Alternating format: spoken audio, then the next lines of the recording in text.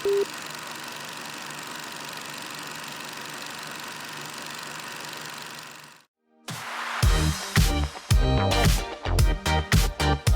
Pulse of Spokane is a broad show that showcases many different things in our community, sponsored by Local 29 Firefighters Union, Well Dressed Walrus, and Homes for You.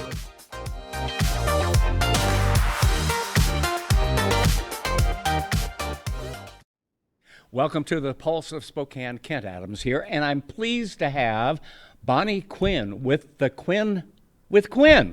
You go by Quinn now. Quinn. I was going back to the old days, the Quinn group, but you young people keep changing things, you know. I say that, and you just had a birthday a couple days ago, didn't you? I did, yeah. Yes. Now, where did the other Kent take you for your birthday? Because you guys were hunting over in Coeur d'Alene. Well, actually, we just went to breakfast in Coeur d'Alene, so that's all we did. But it was lovely. It was great. We went to Crafted and enjoyed their fantastic Rockefeller, which is the chicken breast and the waffle and the egg, and it's just a crazy thing. You got to try it out. Thanks for saying all that. I haven't had breakfast or lunch today. That's really helpful. I'm kidding. Bonnie, you have taken on, with some wonderful help from not only your people there at Quinn, but also others in the community.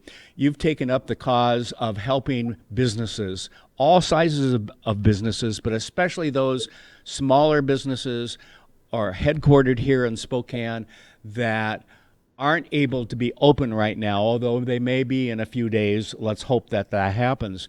But you have this RE-OPEN Spokane campaign going on. I love it. And how many people have joined and signed on to your website and so forth? Well, we put out a petition 2 Wednesdays ago. In less than a week, we had 10,000 people sign in. Wow. It's well over 10,000 now. We pulled the names. Here's a lesson to everybody. Don't go with change.org because it's got some issues with it. So don't. Okay. But we were able to pull all the names, and we've got our 10,000 names, and we're accounting.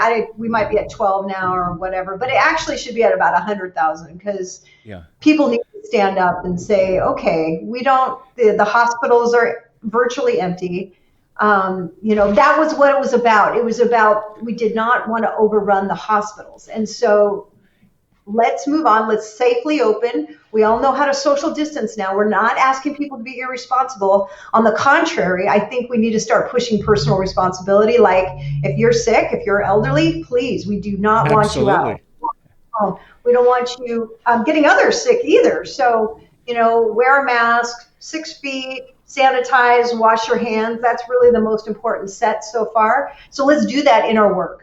Yeah. Now, you've visited the other TV stations, KHQ, KREM, KXOY, and the radio stations and so forth. What kind of reception are you getting when you talk about the plight of what's going on in Spokane with the RE-OPEN? Well, I brought representatives. I didn't speak to KHQ. I only spoke to KREM so far. But the reason why is I don't want this to be about me. I want this to be about these people. And so I'm able to operate virtually, which has been fantastic. But my heart goes, it's going to be a ripple effect. Nobody's not going to be affected by this. I don't care if you have a government job or you're a bigger corporation, you're going to be affected negatively. Let me clarify that. And so I don't want this to be about me. As a matter of fact, I deleted my profile picture because I didn't even want that to get picked up. And my heart's broken. But I took people to the stations to tell their story. And the reception has been really, really great from every station so far. They have embraced us. They're like, oh, finally, somebody is speaking up for these businesses because we know we haven't gotten the whole story. And that's just the point. The whole story wasn't being told. Only the story is, oh my gosh, there's this terrible virus. Let's shut the economy down, stay home, stay healthy. And that's the way we're going to live. But that's only a small part of the entire story. The story of the consequences of this behavior needed to be told. So that's what we brought forward. Well, and I've said from the beginning, basically, that we really have 2 viruses. One is the COVID-19. I get that. It affects a certain part of our community more than the others, but even that is a small number. We've been very fortunate in the Spokane Coeur d'Alene area in terms of how things are going. We've not had the numbers that you see. I mean, the headlines are New York and LA and the other places. That's what we see on the nightly news and so forth. That is not us. I think what the governor did to start with made some sense, to slow down and be prepared for what could be an onslaught of beds at the hospital and so forth. But that's not been the case. And I don't see him and that office over there being ready for where we are now and apply for the next phase and so forth, but we don't have the rules yet. And you and I were talking before we went on. If you and I were doing this in private business, we'd be working 24/7, and so would our staff, to get things ready. Yes. And there's so many questions. You mentioned the rules, not having the rules in place. Well, you had 2 months to put these rules in place. And rather than working on the fines and how to punish people for trying to make, why are we not rushing to, okay, what are the health standards we need to put in place? Yeah. And it's just the priorities were upside down. Yeah, and we've been out doing some live things from businesses that are starting to open up, and we'll be out tomorrow and Thursday as well. And I'm getting the sense that everyone's going to be opening up no matter what the governor does anyway. And I think there's an attitude that comes with that I'm hearing a bit. They're not saying it directly, but my gosh, if he's penalizing this long, why are we even listening? And so when it comes to social distancing and so forth, some of the things that we should be doing, I think some people are going to tune out. Well, I think that's true. I'm pulling up my statement can you hear me? Yes. I'm pulling up the statement that I posted today because, yes, businesses are going to open with or without the governor. Now, I just want to let you know, that's not anything I'm endorsing because I don't know what the consequences of that is going to be. And I certainly don't want to be held responsible. So No. I'm endorsing that. But I am endorsing this idea. Well, I'm not even endorsing anything. I'm just saying there needs to be a strong story about what is happening in our economy and that this is urgent. We don't have 3 weeks. We don't have 3 months. We don't have 3 years for a vaccine. And that's been in the news. And it's just been ridiculous. Well, and how long have we waited for a flu vaccine that would work 100%? We've never had it. It's never going to happen. And so you just kind of go, what's going on here? And I think it comes back down to another thing that has bothered me tremendously about where we are in society and the lack of debate, the lack of civilized debate. Whether you're on the left or right, we need to talk as caring citizens of what's going on in the world and debate these issues. It's been so polarizing. Even now, there's people that haven't gotten involved in RE-OPEN Spokane because they're scared about it being political. I'm not trying to be political. I'm trying to be about people. I don't see it as political at all. Thank you. People should always be in style and not political. So one of the comment I made today is I said, we know you are desperate to be heard. We support all local businesses, giving them a voice. However, we also need to be careful as we don't know the consequences of those who open up early.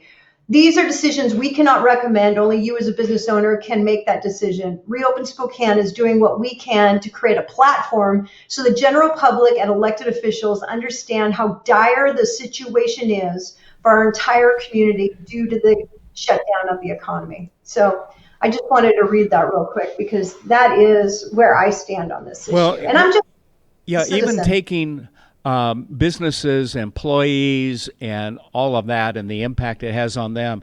Let's also look at mental illness, depression, suicides, and they're coming. It's all coming. If you talk with any of the experts, we did a show about a month ago on suicide and going back, talking about some of these pandemics in the past, and there's always been that wave afterwards. And so what do? We need to have a little more of a regular life. And folks that don't want to go out in the public, you can still go to the market early in the morning and be much safer. You can still do things and take it easy. But for the rest of us who want to work, provide jobs, and so forth, we need to get back to work. And let's let those folks that want to get back to work. That's right. That's right. That's right. you know what? I want to just plant this seed Yeah. is after this is over, and it's at some point it's got to be over, but we have got to encourage healthy debate on what happened. So, I mean, honestly, I don't ever want to see this happen again. I No. really don't. I mean, they're saying there's going to be a second wave or third wave or whatever they're saying. And if there is, then we need to learn how to behave properly in the workspace so we don't shut down our economy, because killing one doesn't help the other. No. No. Yeah, hurts us.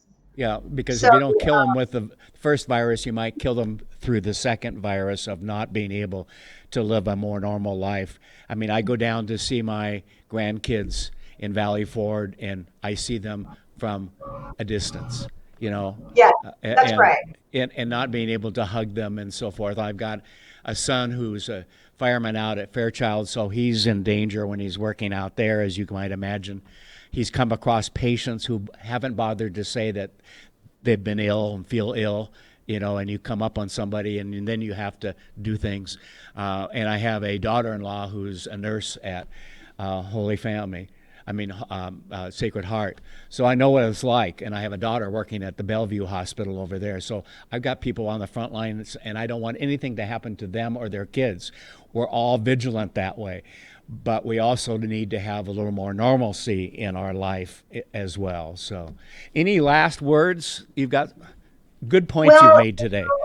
In a week's time, we put together a petition. We put together a Facebook group. We got in front of 2, 4, and 6, NBC, ABC, CBS local affiliates. We got billboards up in Lamar.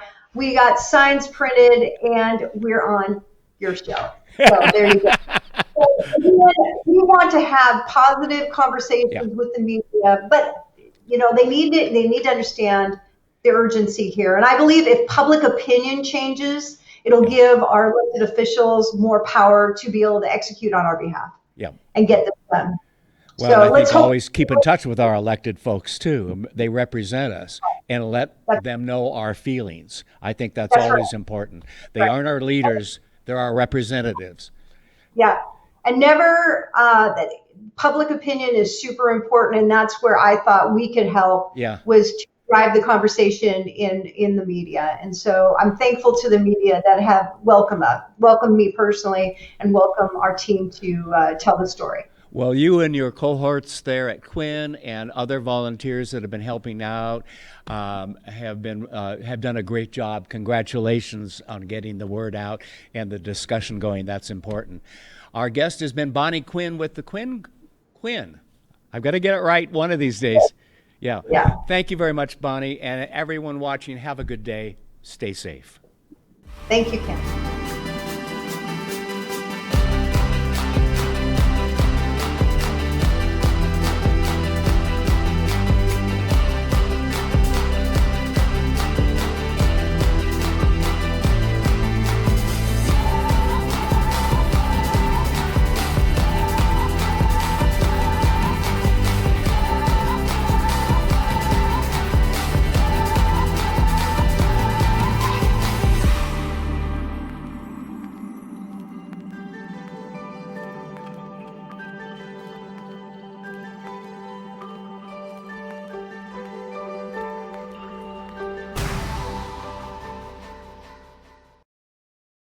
When we opened the doors the first day, we started with a counter full of maybe a dozen selections of a dozen cupcakes. We sold out, and it just went crazy from there.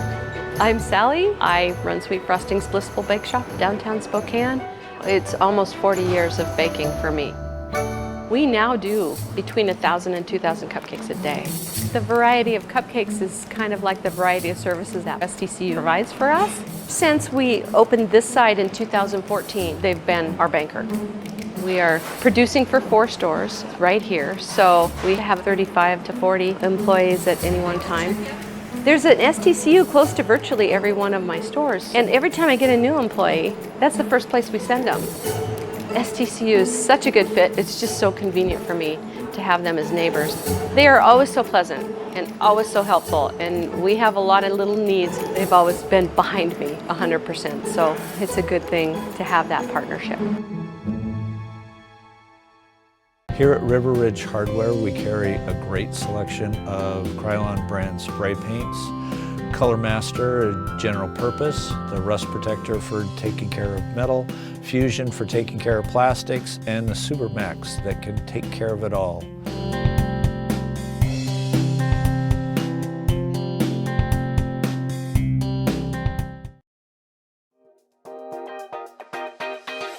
Thanks for watching. Ask the host a question, recommend a guest, or check out any of our other programs on Facebook, YouTube, Twitter, Apple Podcasts, Spotify, or SpokaneTalksMedia.com.